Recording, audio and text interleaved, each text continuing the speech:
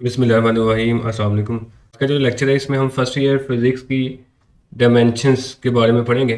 तो इसकी एग्जांपल है एग्जांपल नंबर 1.4। ये बहुत ही इंपॉर्टेंट एग्जांपल है।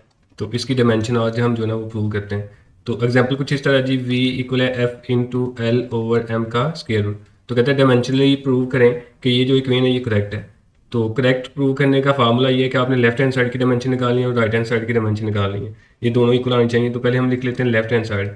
लेफ्ट हैंड साइड में वेलोसिटी गिवन है, वेलोसिटी का जो यूनिट है वो होता है मीटर पर सेकंड। तो इससे हम डायमेंशन निकाल लेंगे। मीटर की डायमेंशन को हम लिखेंगे एल। अच्छा, इसको आपने कैपिटल एल लिखना है, स्मॉल एल लिखेंगे तो डायमेंशन गलत होगी। और सेकंड की डायमेंशन होती है कैपिटल टी ऊपर पावर -1 और ये ब्रैकेट भी साथ लगानी है। अगर आप ब्रैकेट नहीं लगाते तो फिर भी डायमेंशन जो है ना वो गलत होगी। तो ये लेफ्ट हैंड साइड है। अब हम राइट हैंड साइड भी देख लेते हैं। तो राइट हैंड साइड है हमारे पास F into L over M का स्क्वायर रूट।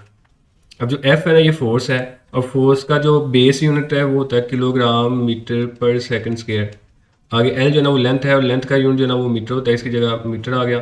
नीचे एम जो है ना मैस है, इसकी जगह आएगा किलोग्राम, ऊपर स्क्वायर रूट ऐसे आ गया। अब ये किलोग्राम किलोग्राम के साथ कैंसिल हो गया, तो मीटर मीटर के साथ मल्टीप्लाई करेगा तो ये आ जाएगा मीटर स्क्वायर और पर सेकंड स्क्वायर, ऊपर स्क्वायर रूट आ गया। तो ये स्क्वायर रूट स्क्वायर से कैंसिल हो गए, बाकी हमारे पास बचेगा मीटर पर सेकंड। अब जो मीटर है इसकी डायमेंशन फिर एल आएगी और सेकंड की टी ऊपर पावर -1। तो लेफ्ट हैंड साइड और राइट हैंड साइड जो है ना वो इक्वल आ गई। तो इसका मतलब ये डायमेंशनली हमारे पास प्रूव हो गया कि ये करेक्ट इक्वेशन है। तो इतना सा काम है, बहुत ही इंपॉर्टेंट ये एग्जांपल है। ये एग्जांपल नंबर 6 है। ये भी बहुत इंपॉर्टेंट एग्जांपल है, इसको भी लाजमी आप रेडी करें। तो एग्जांपल नंबर 1.6 है, इसमें एफ इक्वल है 6 पाई ईटा आर वी के।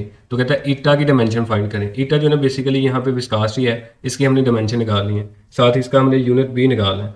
तो अगर हम इसकी डायमेंशन निकालेंगे तो सबसे पहले ईटा को हम एक तरफ रख लेते हैं, बाकी सारी टर्म्स उधर ले जाएंगे। फोर्स ऐसे ही, और ये 6 पाई मल्टीप्लाई हो रहा तो जाके डिवाइड कर लेगा, और आर वी भी मल्टीप्लाई हो रहा तो जाके डिवाइड कर लेगा। फोर्स का फिर हम बेस यूनिट लिख लेंगे, वो किलोग्राम मीटर पर सेकंड स्क्वायर होता है, वो हमने ऐसे लिख लिया। और 6 पाई चूँकि कांस्टेंट है, इसका कोई यूनिट नहीं आएगा। और आर जो है ना ये रेडियस है, इसका यूनिट मीटर होगा, और वेलोसिटी का यूनिट जो है ना मीटर पर सेकंड होगा। फोर्स का जो यूनिट है बेस, वो कैसे ड्राइव करते हैं मैं बता दूं थोड़ा सा आपको, कि फोर्स इक्वल होती है एम ए के। फोर्स का ऐसा यूनिट जो है ना वो न्यूटन होता है, और मैस का ऐसा यूनिट किलोग्राम होता है।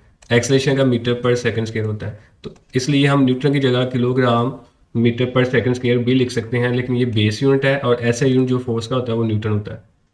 तो यहाँ पे जो 1 मीटर मीटर के साथ कैंसिल हो गया, और 1 पर सेकंड के साथ भी कैंसिल हो गया, बाकी बच गया किलोग्राम।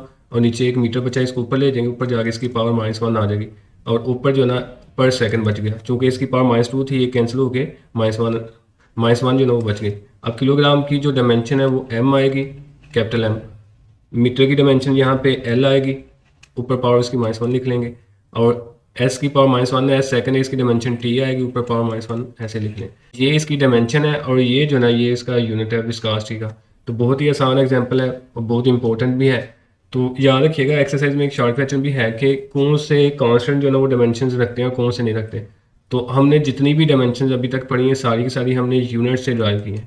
यूनिट से हमने डायमेंशंस को ड्राइव किया है। तो इसका मतलब वो कांस्टेंट जिनके यूनिट होंगे उनकी डायमेंशंस भी होंगी, और जिनका यूनिट नहीं होगा उनकी डायमेंशंस नहीं होगी।